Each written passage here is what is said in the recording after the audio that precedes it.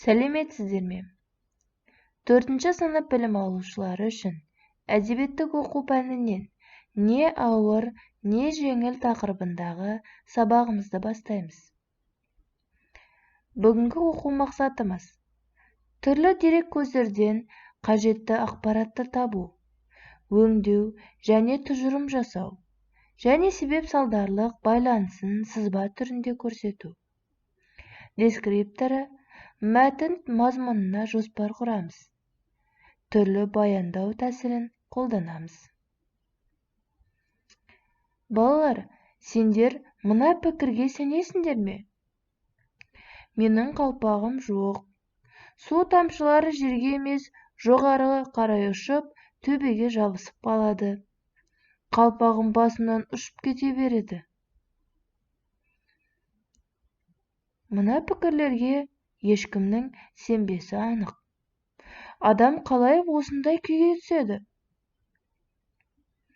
Ендеше осы пікірге байланысты бейне жазбаны тамашалайық.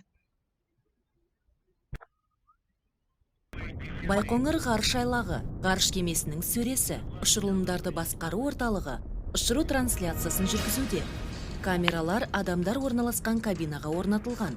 Байқағыш көрерменнің назары бірден ұшқыштардың басында ілініп тұрған ойыншықтарға ауады. Бұл ырым да емес, ішкі көріністі безендіру де емес. Ойыншық кеменің жер гравитациясынан шыққан уақытын анықтауға көмектеседі. Егер ойыншық қалыптаса, демек салмақсыздық басталды деген сөз. Орбитадағы өмірдің бәрі салмақсыздық жағдайында өтеді. Адамдар ғарыш станциясының бір бөлігінен екіншісіне қалықтап ұшып жүріп ауысады. Сол сияқты олардың айналасында түрлі заттар қалықтап жүреді. Қаламдар, қарындаштар, қойын дәптерлер. Егер шашыңыз ұзын болса, дәл электр заряды көп жіберілгендей тік қалпында тұрады. Салмақсыздық дегеніміз не?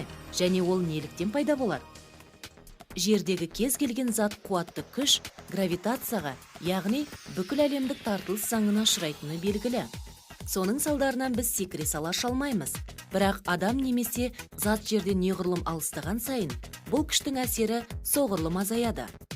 Ақыр соңында оның күші әлсіреп, сезілуін тоқтатады. Әрине, мұндай жағдай адам организміне мүлдем жат. Біз жерді нық басып жүруге дағдыланғанбыз. Ғарышта станцияның қабырғаларына соқтықпай жүруге бейімделуге тура келеді. Бұндай жағдайға ғарышкерлерді алдын ала дайындайды. Бірақ жерде салмақсыздықты қалай жасайды? Айта кетерлік жайт, біздің кез келгеніміз өмірде бір рет болсын, бұл жағдайды басымыздан өткеріп көргенбіз. Мысалы, сіз ғимараттың ең жоғарғы қабатынан лифтіге мінесіз. Ол лезде төменге түсе бастайды. Алғашқы сәтте салмағыңыз мүлдем жоғалып кеткендей сезім пайда болады. Мәселе салмақтың жылдамдық әсерімен азаятындығында. Сіз 1 секундтай немесе одан да аз уақыт салмақсыздықта боласыз.